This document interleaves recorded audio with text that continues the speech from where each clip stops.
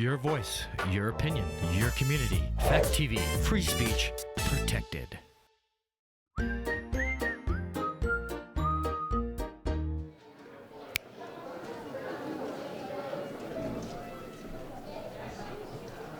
Good evening, everyone. Thank you for braving the cold tonight, and I assume for some, driveways full of snow and maybe streets that haven't been plowed yet. We had a breakfast scheduled this morning for civic leaders, faith leaders, and educators, and we canceled that because of the snow. We are integrating a piece of that program into tonight's program after we have the student presentations. I'm Rabbi Dan Aronson, and I'm privileged to be on the Human Rights Committee for the City of Keene and to be chair of tonight's event. I want to start with some thank yous, acknowledging all of those folks on the Human Rights Committee, all very busy people, educators, professionals, and our staff person is, where are you, Alyssa? So, Alyssa Bender Jesse, where'd you go? She was here. Oh, okay, she had to go, okay. But we're grateful for her leadership as well as the leadership of Sofia Cunha Vasconcelos, who could not be here with us this evening. I especially want to acknowledge the folks on our events, the event committee that has been meeting since the very end of October, beginning of November. It's a short turnaround because I, as a rabbi, also have to tend to High Holy Day services in September and October. So the committee was very indulgent with me, and we were able to pull together a great program. So I want to acknowledge Greg Ammond, Mick Bloom, Ritu Butakoti, Amy Kramer from the library, who's been an exceptional host, Megan Marcucci, Reverend Scott Masters, and Superintendent of SAU 29, Rob Millay. So thank you to all of them.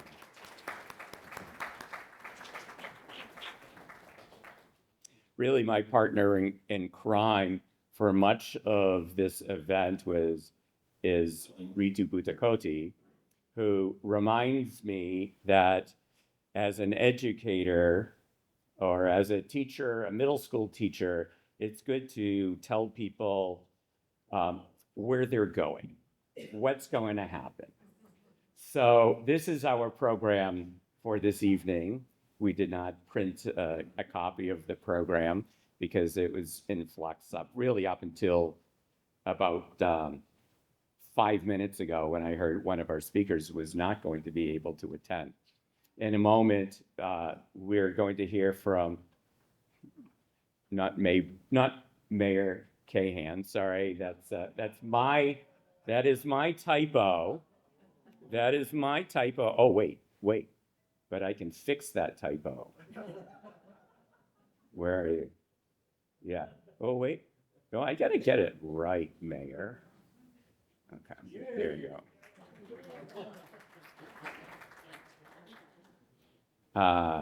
Yes. Well, some of you who were here last year might remember that we had like a complete meltdown of technology because my laptop decided to do an update just as the program was starting. So I'm glad we could fix that. And then we have student presenters and then a panel of faith representatives who will be talking about our theme, creating a more beloved community. So I just wanted to say a word about the theme. Last year, we hosted Father Greg Boyle, an amazing human being who only a few weeks after visiting Keene received the Presidential Medal of Freedom. And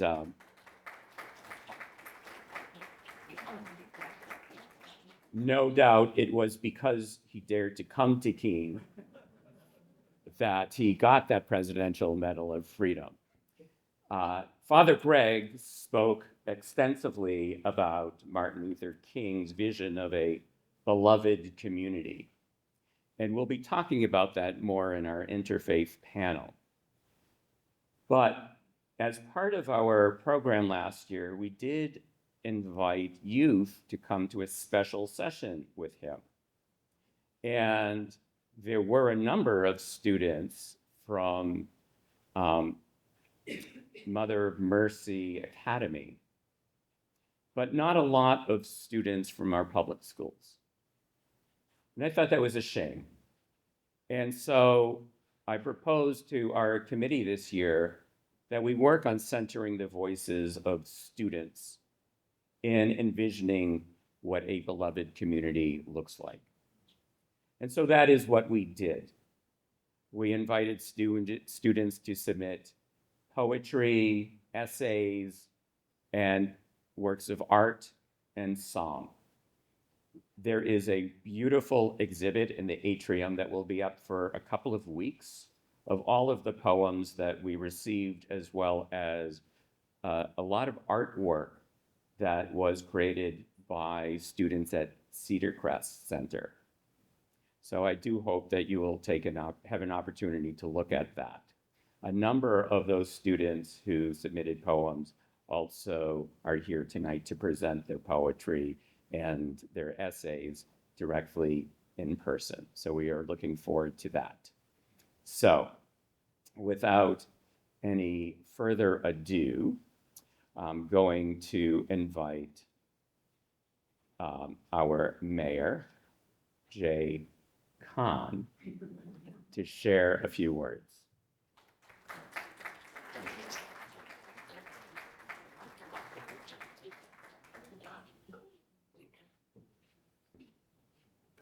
So I'm channeling my Elon Musk lookalike here.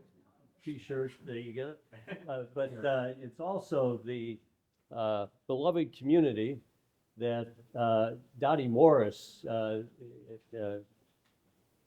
gave me like 20 years ago. And every Martin Luther King Day, I try to take it out of the closet and don it for at least the day in recognition of the title and his quote of creating the beloved community. Thank you, Rabbi, for. You're welcome. Should I? There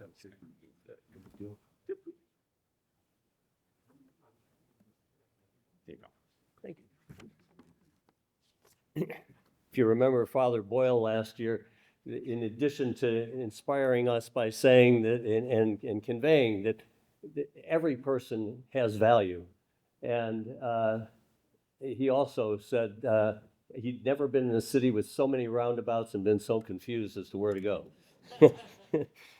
This year, our talent is going to be people who are quite local. So thank you all for your participation. Thank you to the Keene Human Rights Committee, which is just keeping us throughout the year with programming that reminds us that we can be an inclusive community and that there is value to every person in our community. I always take to this day, because I look at Martin Luther King as probably, and not probably, he is the most inspirational person in my childhood that I continue to reflect on throughout my life. Rabbi Dan gave me a piece that apparently many of your guests today have read. And I took a look at it, I reflected on it. It's called Facing the Challenge of a New Age. And it was delivered in 1956 after the Brown versus Board of Education decision, after the Montgomery bus boycotts, which preceded Rosa Parks, and on the strength of a nonviolent protest occurring in Alabama. And King, just to some of the things that resonated to me, he recalls in his lifetime that the Negro was treated as a thing to be used, not as a person to be respected. That really grabs you, doesn't it? I hope we've come a ways away from that. He said, true peace is the presence of some positive force, and he struck three things: justice, goodwill, and brotherhood. And these would be the positive forces that would bring about what he called a new age with a new structure of freedom and justice. And I couldn't help but reflect on today's presidential inauguration of the Golden Age. And I hope it comes forward as some of the themes that were in the New Age discussion of King in 1956. He said there were three challenges around those themes that he wanted us to make progress upon, that our scientific genius at that time would also lead to a brotherhood, not just a world neighborhood, but in fact a brotherhood of people. That it would open doors that had not been opened in the past, and that understanding goodwill, that it might take a protest or a boycott to awaken the sense of shame of an oppressor, but also challenge the false sense of superiority of that oppressor. The end is reconciliation, redemption, and the creation of the beloved community, to transform oppressors into friends, the beloved community. This new world would bring forth the beginning in which men, people, will no longer take necessities from the masses to give luxuries to the classes, but a world in which all people will respect the dignity and worth of all human personalities. Again, resonating back to Father Greg from last year. With this as the background, the Keene Human Rights Committee invited the middle schoolers to present their thoughts, and you heard Rabbi Dan say, go to the atrium and check these out. But I signed, along with Ritu Budakoti, 30 different recognitions of school-aged middle schoolers, and I think that's a real achievement to get that kind of level of participation. And I want to thank Betsy Stacy, who I'm sure, as the civics instructor at the middle school, had a big hand in that. So thank you to our Keene and Monadnock community members who are here today for recognizing that on this day, among any other day in the year, the importance of being together to recognize the value of all human beings and to share our desire to create a more just, moral, and understanding world. Thank you.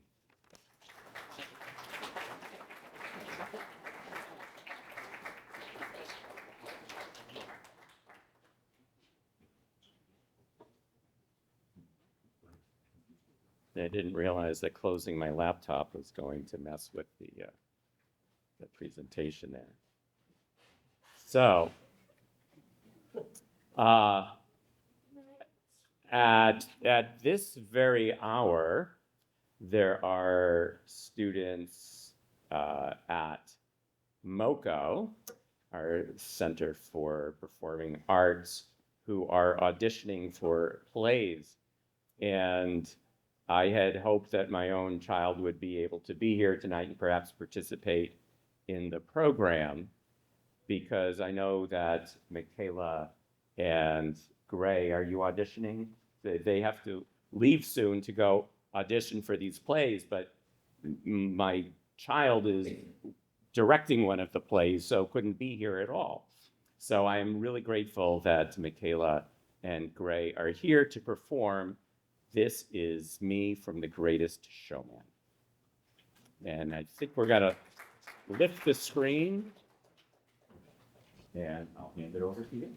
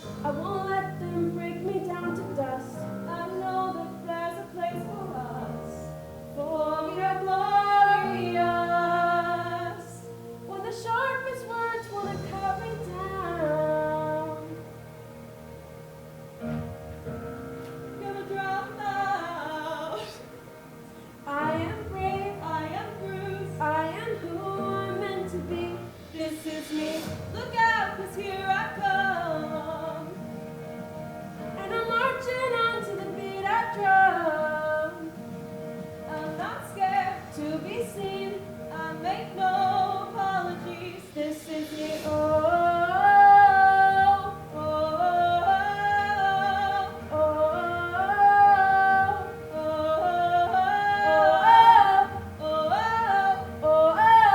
oh, oh. This is another round of bullets hits my skin. We fight away, 'cause today I won't let the shame sink in.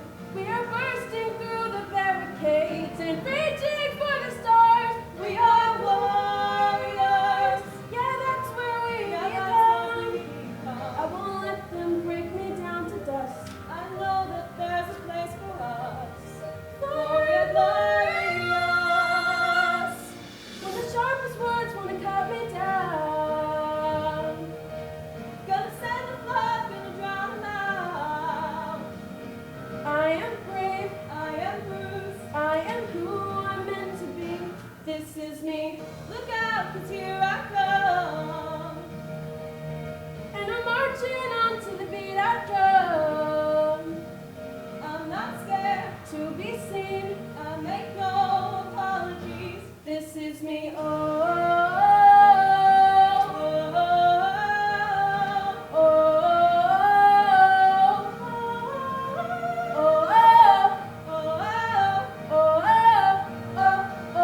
this is me. And I know that I deserve your love. There's nothing I know.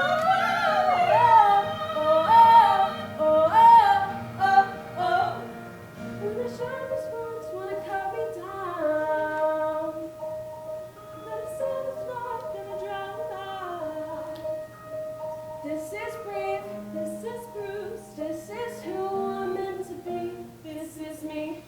Look out, 'cause here I come. And I'm marching on to the beat I drum. I'm not scared to be seen. I make no apologies. Whenever the words want to cut me down, I'll send a flood to drown them out.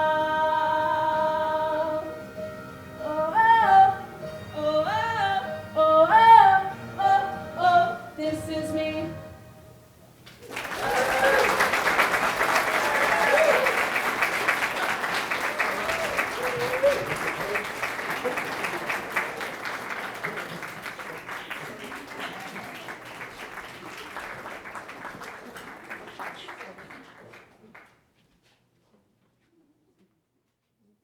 Thank you, Michaela and Gray. You can see them on the MoCo stage. When are the shows? Coming up. Coming up, yes. And if you miss them there, you can find them on Broadway, I'm sure.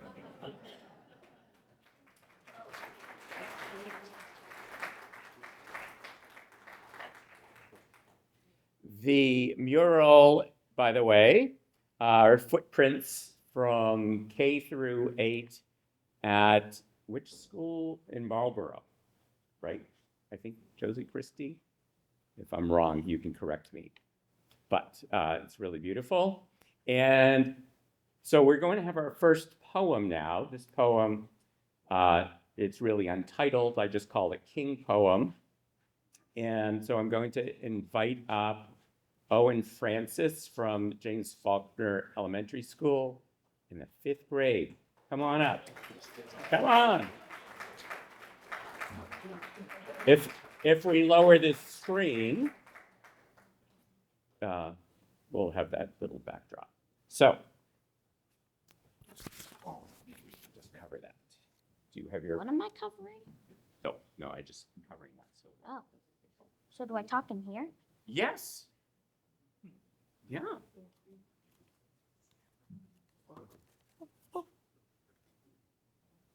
Hey, yeah. This is called The King Poem by Owen Francis, aka me. The king has second chances. He gives us an opportunity. This was his dream, a beloved community. The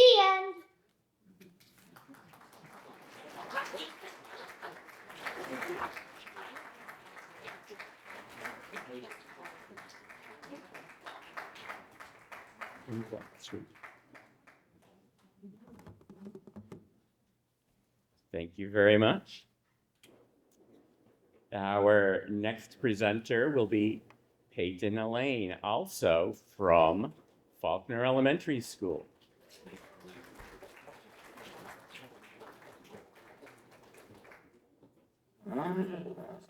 Put this straight. Do you have your poem? I memorized it. Oh, you memorized your poem. Can you move closer? Yeah. Here, I'll tell you why.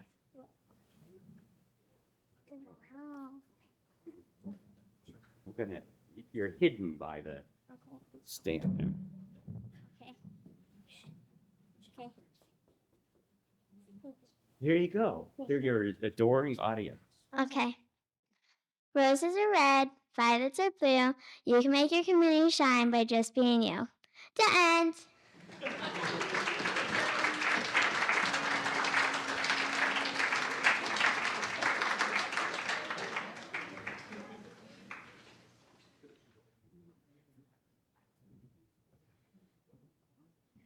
All right. I'd like to invite Srihan up, the first of our two seventh graders from Keene Middle School.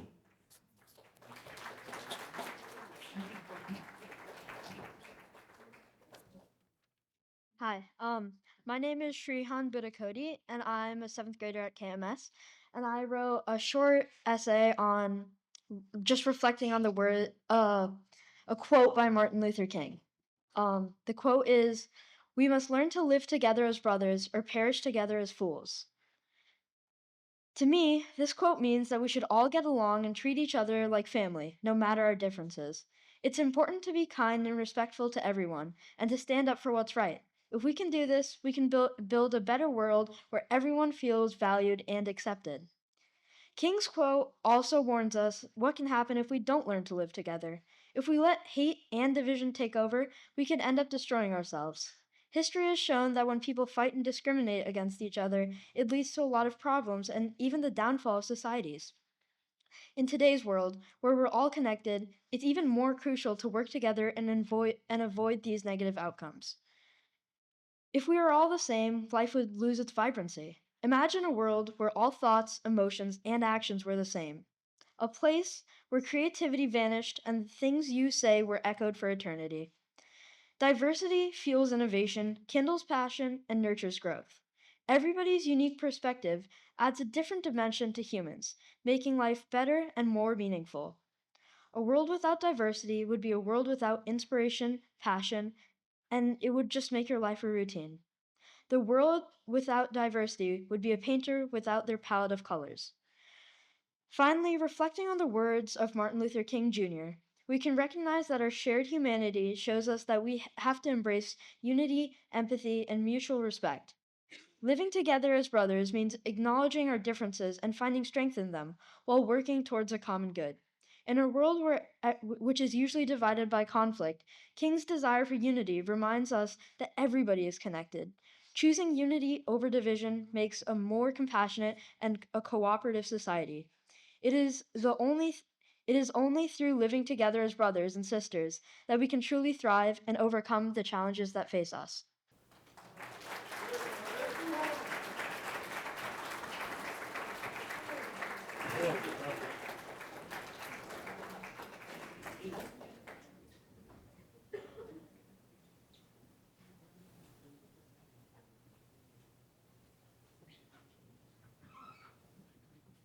Father Ron, Srihan was also a mayor of Keene for a day, correct?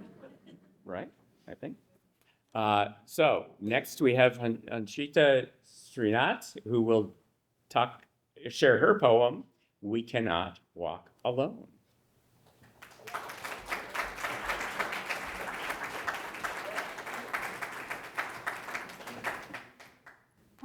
Just to clarify, my name is pronounced Hanshita Srinath. It's okay. I get it. It's hard. And I have wrote a poem called We Cannot Walk Alone, inspired by the I Have a Dream speech by Martin Luther King Jr. at the March of Washington on August 28, 1963. We cannot walk alone. We are not satisfied. We can never be satisfied until we are free at last. I have a dream to sit down together at the table of brotherhood, to join hands as brothers and sisters, no matter the color of our skin, but by the content of our character. And not only that, to let freedom ring, to guarantee the unalienable rights of life. If America is to become a great nation, this must become true. Thank you.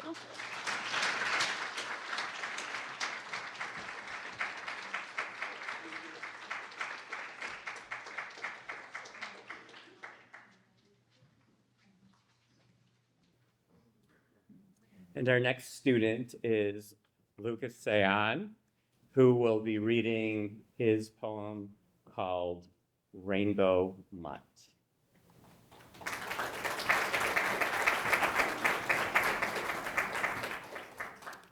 Hi, I'm Lucas Cyan from Gathering Waters, and this is a poem I wrote for school. Rainbow Mutt. I'm just a mutt, you see. I'm a Frankenstein freak of nature.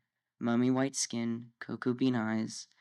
I'm different pieces sewn up, as though some small child put me together. I'm from different Play-Doh colors, from children that mashed me together. And whoever they were, they definitely took some bites out of me. And I'm the product of an interracial couple, foraging grays in a world that's black and white. Before you tell me how to feel on how I should stand proud for doing the unimaginable, being born in a generation of diversity, let me lay on you all the backwards, underhanded bull honky this world has fed me, because I'm angry, sad, and disappointed. A macaw raised in a city of white-tailed doves. The rainbow baby birds clip themselves of their feathers, and I cry for all the children of the world who are a little too much like me, to little mutts of the globe. I wish I could shield your eyes. I wish I could set you free from your worries, like dandelion seeds blown to the wind. I talked to my mom, and I learned it's not normal to be asked, "Where are you from?" My mother told me there was a reason seemingly honey-sweet words stung like a bee.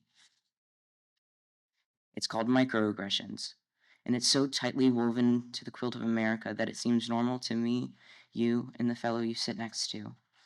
Even today, as I made this poem, I'm questioned by my doctor, was I born in America?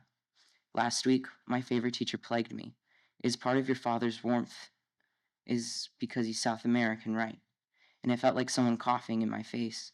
For someone to strip away my father and just give an explanation that was good enough for them. Like he's some one-dimensional factory product. It's a sickness. To see this cancer erode my father just for being foreign. Even as I eat at your American table, I'm asked, is it a cultural thing? I suppose I didn't inherit my father's dairy intolerance, but it was never cultural. I had no idea you were so quick to label and mislabel. Beef never sat well with me, and milk never stayed down for long. Even when you asked me to play a part in your American song, even when I play at your feast to bring it sold, I'm asked by classmates, or told, your mom must be crazy strict because you guys are Asian, right?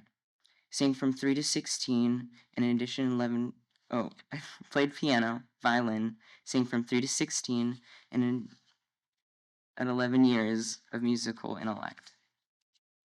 Fuming furious, even my musical intellect is chalked down to my non-existent Asian mother. Rebecca Harris is a white lady. She's also my mom. When I sit in the American classroom, a 10-year-old trying to get through my day, I'm taught by my teacher that Trump filled the walls to keep immigrants from stealing our jobs. All my father was labeled as was some immigrant, programmed to overrule America, even as I cried to my principal about the blatant racism being taught in our classrooms. The main concern was about chocolate. Miss S would give good kids chocolate, and of course, if that wasn't the icing on top, the only kids ever excluded from these chocolate treats. Let me try. Is that good? Better? Thank you. I'm loud anyways. So what I would like to do and begin this panel by actually inviting our panelists to open and give their opening statement, and that way we can pass. What would you or what is your idea about creating a more beloved community?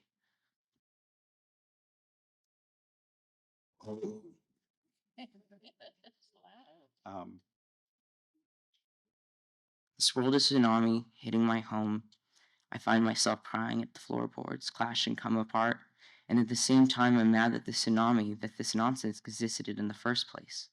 The subtle exploits of racism, that creep up when no one's looking, and the pull and world's tectonic plates apart. And I asked you to nest rainbow macaw babies and look out for them mutts, not as strays, but as your companions.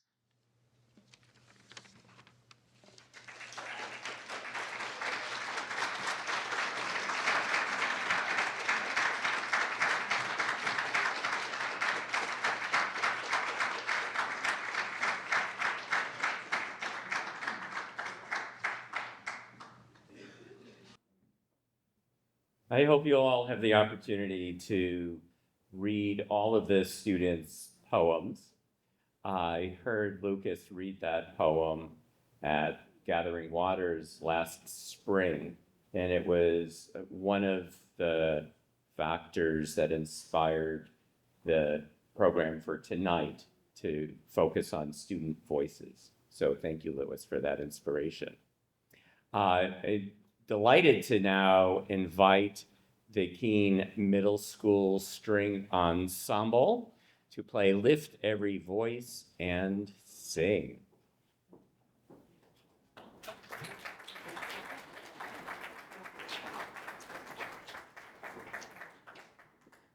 And we want to raise up the screen. Once the screen is up. Yeah.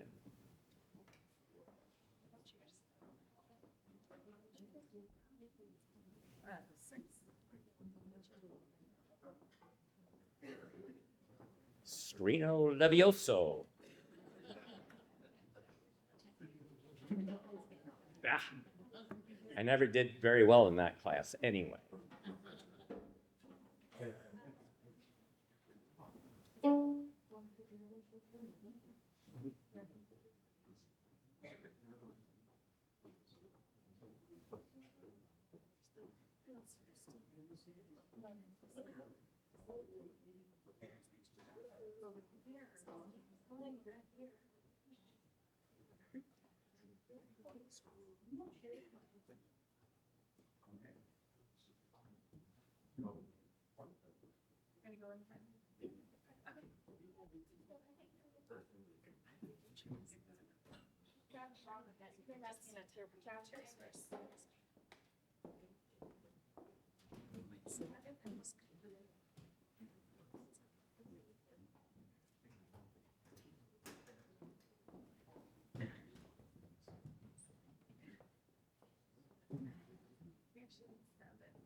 I got you.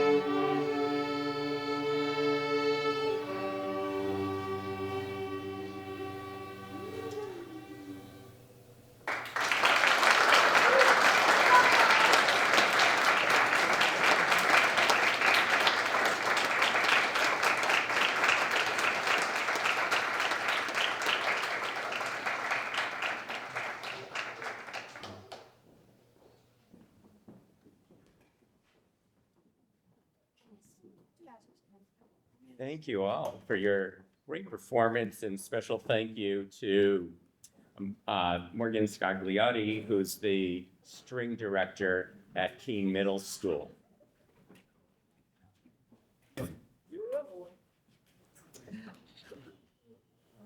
So we already have our chairs all set up. So let's give another hand to all of our student presenters tonight.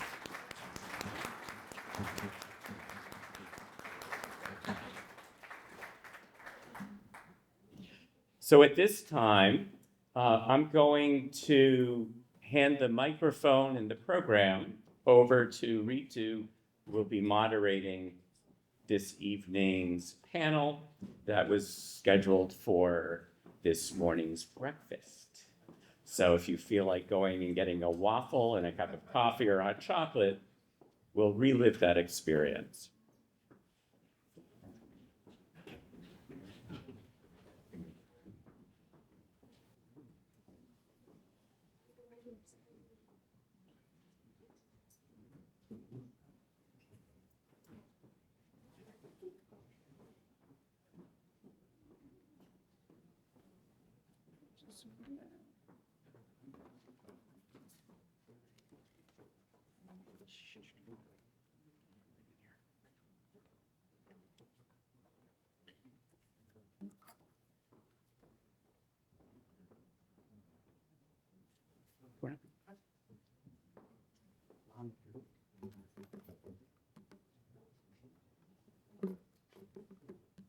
If there's anyone who knows how to raise the screen up behind us, feel free to do your magic.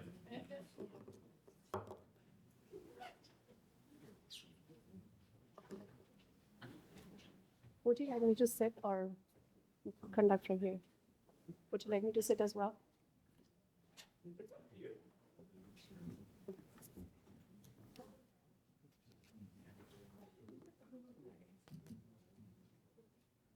Thank you all community members for being here tonight. Thank you panelists. This evening, we would like to introduce Dr. Muhammad Saleh as one of our panelists, and he represents the Muslim community in the Keene and Greater Keene area. Then we have our panelist, Reverend Nelson Worth, who is the priest at the St. James Episcopal Church.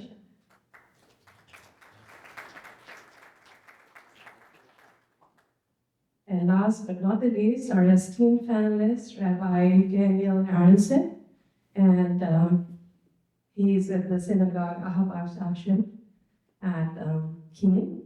So tonight, we're going to ask a few questions around the theme of creating a more beloved community to our panelists. Is it loud? You just pull it away. Let me try. Is that good? Better? Thank you. I'm loud anyways. So what I would like to do and begin this panel by actually inviting our panelists to open and give their opening statement, and that way we can pass, what would you or what is your idea about creating a more beloved community?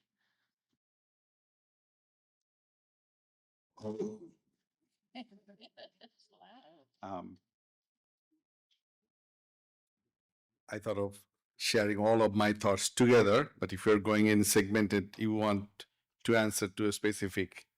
However you wish, we can First. modify it. How do we create a beloved community? I think the key is in that is the word love. Beloved community starts with the word love, and it starts with recognizing that each of us inherently have love for not only our people that our friends and part of our community, but for the greater humanity, whether we recognize or not. And there are events and forces in the world that wants us to forget that we have that love. in us.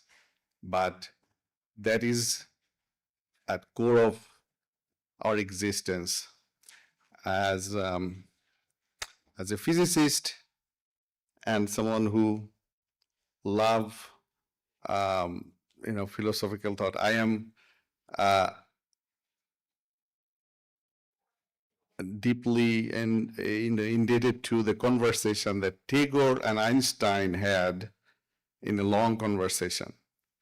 And as people realize that things that we consider as concrete matter, they're all of it are waves. So the reality as we know it is not well defined at this moment. So Tagore's view, as who is, you are aware of Tagore, is a philosopher poet from India and Bangladesh, that love is the ultimate reality. It is the source of all beauty. And when we keep that in our heart, everything comes easy. Loving other people and loving our community becomes easy. Thank you. Thank you.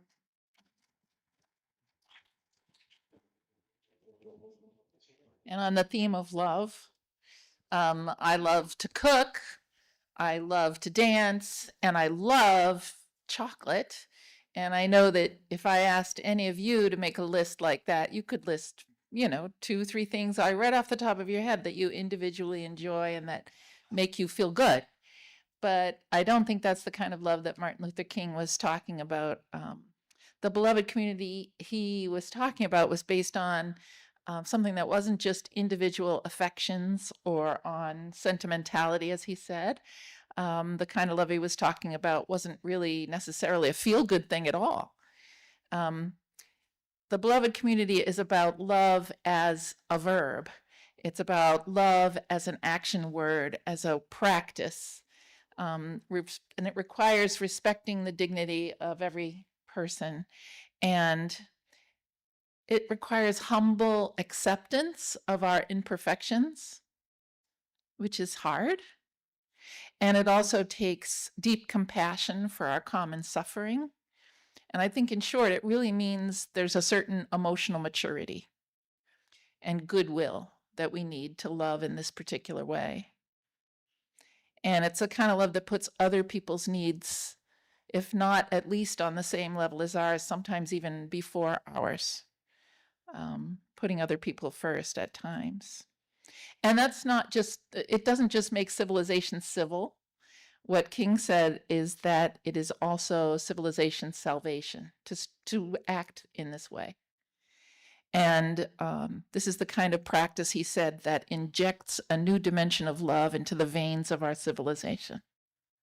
So it made me think that if you've ever had cancer or know someone who's had cancer, that a lot of chaos can be caused throughout a whole human body by a few greedy, selfish cells, what they can do, and cells that only care what they get, what they want to grow and thrive and prosper, no matter how it affects the other cells.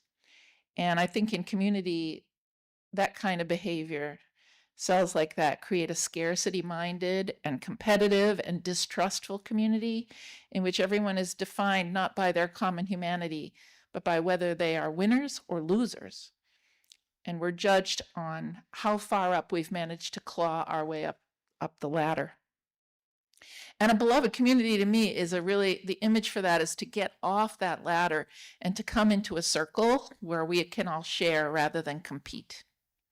And if we practice curiosity and listening instead of judging or avoiding other people, and if we give people the benefit of the doubt first instead of jumping to suspicion or rumors, then this beloved community begins to form. But as I said, it takes a certain level of emotional maturity to do that, to put other people's needs as a reality and not just live in your own self-centered place. And unfortunately, I think we're living right now in an over the edge, competitive and individualistic and self-focused world. And the Greeks called this kind of love that Martin Luther King was talking about agape love, which really means mutual regard, mutual respect, mutual practice in caring for one another. And that is something that we're sorely missing in the public sphere, but we're not missing it one-on-one, and we're not missing it in small communities like this. So I'm grateful to be here tonight and to have Keene paying attention to this topic.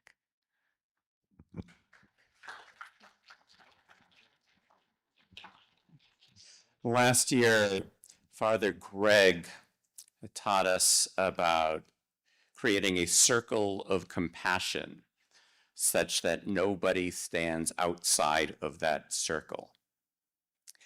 And to build that circle creates emotional maturity. Requires emotional maturity. Hopefully it feeds emotional maturity as well. I've recently been thinking a lot about compassion versus empathy. And empathy is very tricky because you tend to empathize with those who are closest to you. And not everybody has the capacity to be empathetic, but everybody has the capacity to be compassionate and to help those who are in need. And so the compassion, the circle of compassion, is one where we all take care of each other. I want to share a Hasidic folk tale that I think captures the way I envision the beloved community. So Hasidic Judaism arose in Eastern Europe in villages that were really cut off from the rest of the world.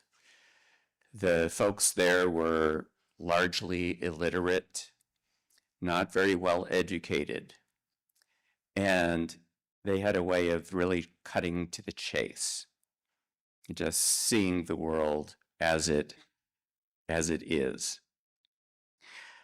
So one itinerant Hasidic rabbi, his name was Rabbi Chaim, of a community called Romshishok, probably in Ukraine. Rabbi Chaim, the story goes, had the opportunity to visit the world to come and was brought first to see hell. There he observed a banquet table laden with food, surrounded by people clearly suffering from hunger. On closer inspection, he could see that people held spoons in their hands, but their elbows were splinted open. They couldn't bend their elbows, so they couldn't reach their mouths. So next, Reb Chaim was taken to heaven. And here he saw a banquet table laden with food, surrounded by people. But these people were satisfied, and they were happy, and they were engaged in conversation.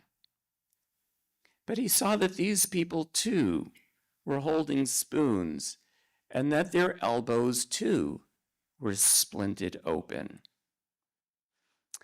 But as he watched, one person filled a spoon and lifted it and brought it to the mouth of another person opposite him. That person thanked him and returned the favor. Seeing this, Reb Chaim went back to hell to share what he had just witnessed in heaven. The inhabitants of hell replied that they would rather starve than feed people whom they held in such great contempt. And the rabbi said, I remember feeling amazed that the difference between suffering and satisfaction lay in attitude and cooperation. That expression of compassion that the rabbi experienced as people fed one another made all the difference. That, to me, is the picture of a beloved community. Thank you so much, panelists. That was very beautiful, thought-provoking. I do have some sections of questions, but in the benefit of time, I'm just going to ask one final, because I did see that you shared some of your ideas and thoughts behind creating a more beloved community. So I appreciate that. I would like to ask, and it is like multi-part question, so you can choose to answer one or club them all together, however you see it fit. So the question that I have for you is, how can we ensure that the concept of a beloved community includes and uplifts marginalized voices and intersectional identities? And you can go in any order, it doesn't have to be you. All right, well, thank you. I think I'd like to share a story that kind of would probably address in some way that as I was researching Dr. King's life, because I know most of us know about his civil rights movement and all that, but that's just a movement. I wanted to know the man before I participated in honoring him. And I listened to him some speeches. And I came across a small story he shared that he was in India. He went to 5 weeks pilgrimage to learn from the nonviolent movement, and he was invited to a school audience of students, and the kids are children of untouchables. So as the principal introduced Dr. King, he said, "We are inviting to speak a fellow untouchable." And that really shook him up. He was peeved and shocked. And then as he reflected on it, he realized that truth was not farther from the reality. And then in his speech, this was in 1966, 58, I think, is in LA, he pleaded the nation that we need to create a community where nobody feels they are untouchable. And as I reflected on it, I realized there has been moments in my life, and probably all of our life, where in some way or other, we probably felt a little bit like that we are some way untouchable to someone else.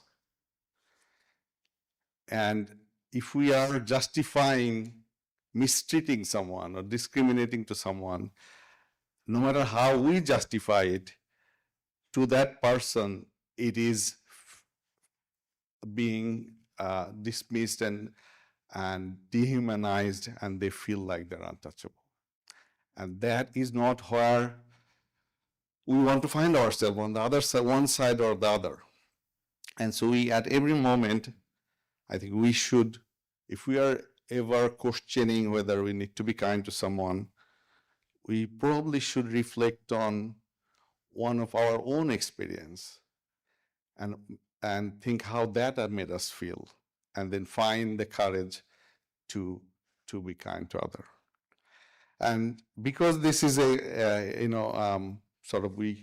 panelists have something in common. We are representing sort of 3 different faith community. I have to share some of one of my prepared comment that I made, and that is also another thing about Dr. King that really I rediscovered, and that is he's a reverend after all. And he was trained in ministry. But if we listen to him, there's very little about how we seek redemption and how we'll go to heaven. It's all about how we make each other feel better, how we love our community, how we love each other. And that is a lesson that every person who is representing or leading faith community should take to heart. I believe that we can do better. There are many reverends. I'm sitting next to two who are inspired by that philosophy, but I believe that our faith community can lead. They have a voice, and that Dr. King exemplified. If you are not a reverend, he may not have been able to inspire and draw the kind of force behind him. And I think our faith community should utilize that kind of resource. And where I draw my inspiration is the tradition of Islam, where I've been probably more influenced by the Sufi tradition, where Bangladesh has a strong Sufi tradition, and the Sufism is built on love, as if you read Rumi's writing, but that is not totally deviated from the fundamental teaching of Islam. In one of the verses, chapter 49, I think line 13, it is stated in the Quran that we have created you in different tribes so that you get to know each other. It is not intended to fight each other. There is joy in diversity, joy in exploring each other. Unfortunately, the lesser part of our humanity exploit that diversity and try to sow division and hate. So I think each faith tradition has its own way, narrates that need and joy of love and appreciating diversity.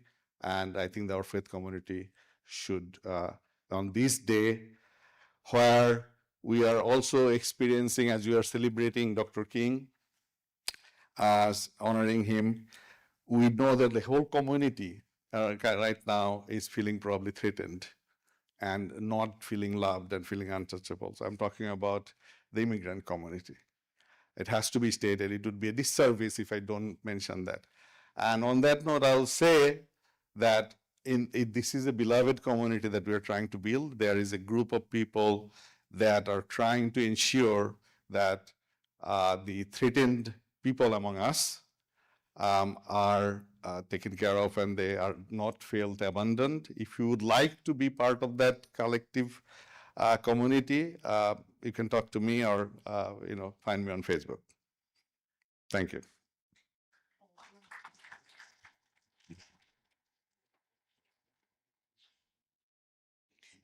Before we did this, someone sent us possible questions that would be asked for us, and I read through them and said, I don't have an answer for any of them. I don't know how to ensure participation for everyone. I don't know any of that. But what I do know is that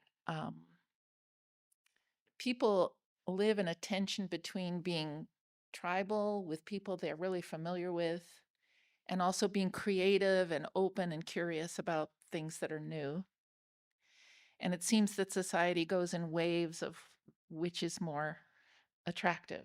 And right now we're kind of contracting into tribes, which makes it countercultural to be curious and open to people that are unfamiliar. And as you said about immigrants, I also feel very strongly that right now, particularly transgender teenagers are feeling quite attacked, not just not listened to. So I feel that for us to remember that we are beloved, even people that we may not know or feel comfortable with, or it's not that you have a million opportunities to sit down and talk to them all the time. But at the same time, I think in our culture, we're so used to looking at data on phones and on television and and just seeing things that aren't really right in front of us instead of sitting down, meeting a person, talking to a person. I think we need more trust, because whenever a system is dysfunctional, we're just not trusting each other. And then people become scary instead of something we'd like to know more about. So I don't have an answer on how everybody gets included, except that it's really important not to overlook those who are really being left out, especially if you're a person that doesn't have to care about them because it's not you or someone you love. It's important to always call on that and remind people that if you're comfortable, maybe you need to look more at people who aren't. And remember their belovedness and your own.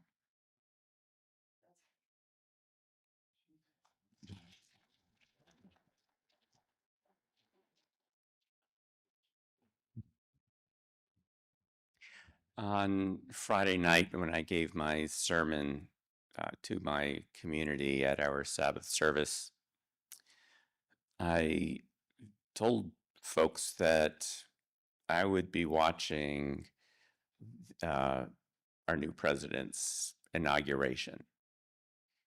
And I made a point of saying that because, A, there are people in my community, in the Jewish community, who support President Trump and his agenda.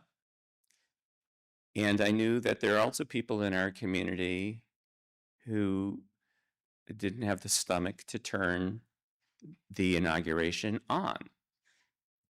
So this afternoon, before I turned the TV on to the inauguration, I announced to my wife and child that they should be warned that I'm turning the inauguration on. And if they're feeling a little queasy, maybe they don't want to come into the living room. I think that was probably a good call because there was nothing that I heard except one thing today that suggested we're on the eve of building a more beloved community. At the end of what I did here was, if you voted for me, you're okay. And at the end of the inauguration, there were 3 benedictions. There was a rabbi gave a benediction, a black preacher gave a benediction, and a Catholic priest gave a benediction. The Catholic priest had no expectation that he would be invited to do anything. He's a former priest in New York who has taken it upon himself to tend to President Trump's parents' grave in a cemetery that's not taken care of very well. So this has become kind of his mission. And when President Trump was looking for someone to fill a niche at the inauguration, he called upon this priest.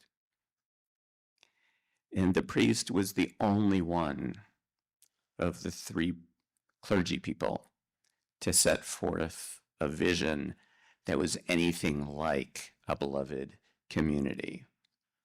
And it brought me to tears. It felt like I was listening to Father Greg from last year and wondering, where was that in the rest of the inauguration?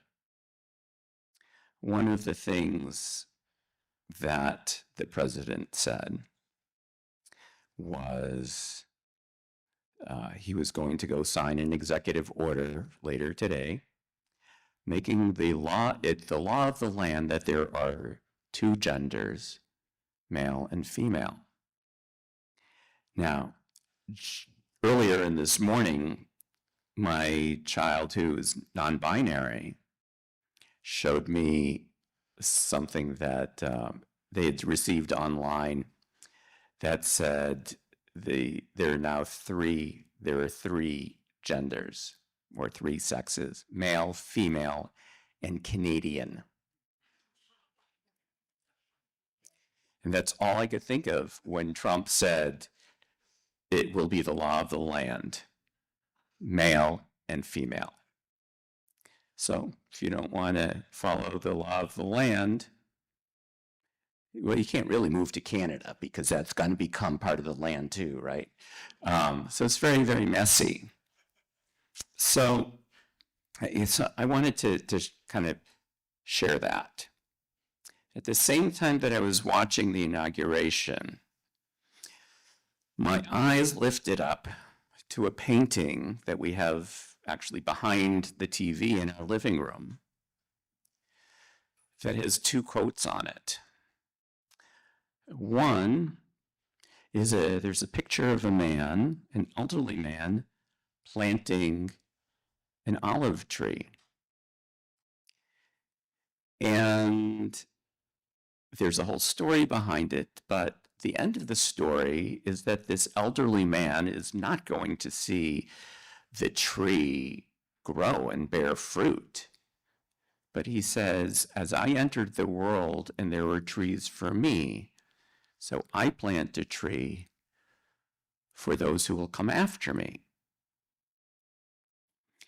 And then there's another quote also from the Jewish tradition, from the Talmud, that says, it is not incumbent upon you to complete the task of repairing the world, but neither are you free to desist from it. This is a moment. We are facing the challenge of a new age. I found that essay, by the way, the day after the election. And I said, this has got to be what our Martin Luther King event is grounded in. We are facing the challenge of a new age. And I don't know the answer to the question, but I know we cannot stand back and let it be somebody else's problem to find the answer. We all have a role to play in bringing a more beloved community. And to give you another quote from the Jewish tradition, if not now, when? The time is now.